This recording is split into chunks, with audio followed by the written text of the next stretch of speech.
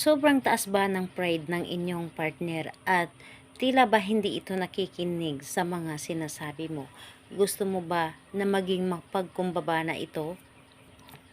At nakikinig na ito sa mga sasabihin mo at maging sunod-sunuran na ito. Hello mga guys, kumusta kayo? Panibagong araw, panibagong video na naman tayo, and sa araw na ito ay isa na namang video na aking ituturo sa inyo na simpleng gabay o simpleng pamamaraan na makakatulong sa atin. At bago ang lahat, gusto ko lang mag-disclaimer sa mga taong hindi naniniwala at hindi gusto ang mga kagaya nitong video. Please skip this video and maghanap kayo ng videos na gustong gusto nyo, dahil ang video na ito ay para lamang ito sa mga taong naniniwala and gusto mag-try. Sa lahat po ng mga nagko-comment dito sa aking video dito sa loob ng aking channel, mag-ingat sa lahat ng mga nagre-reply sa inyo na dinadala kayo sa kanilang WhatsApp, in-imo app upang makaiwas po tayo sa scam. Ngayon, ituturo ko sa inyo ang pamamaraan kung paano mapagkumbaba or mawala ang pride ng inyong partner. So, dito is kailangan mo lamang dito ng itim na panulat. So, itim na panulat at isang butil ng bawang na binalatan at inyong pabango na inyong sariling gamit.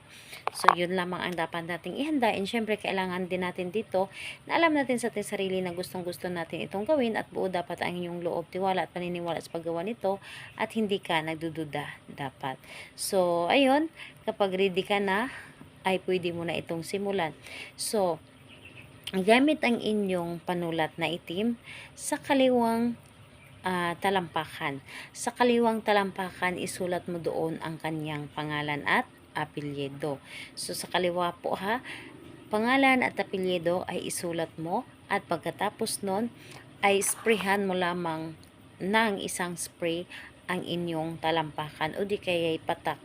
So, ayun po, sprayhan or patakan mo ang iyong talampakan na kung saan nakasulat doon ang kanyang pangalan at gamit ang butil ng bawang ay ipapahid mo ito doon sa iyong talampakan. And habang pinapahid mo, paulit-ulit mo sasabihin na simula ngayon ay mawawala na iyong mataas na pride at magiging mapagkumbaba ka na sa akin at makikinig ka na sa aking lahat na sasabihin.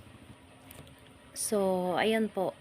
Gawin ito sa gabi ng kahit anong oras at hayaan mo na nakasulat pa doon ang kanyang pangalan sa iyong talampakan. Hayaan mo ito na kusa itong mabura. So, ayun po. Dapat ay gawin mo ito na tahimik ang paligid at dapat hindi niya alam ang iyong mga ginagawa para hindi ito makontra. So, dapat ay naniniwala at nagtiwala ka sa inyong dapat na gawin. So, ayun, salamat po sa inyo. Bye-bye everyone. God bless us all.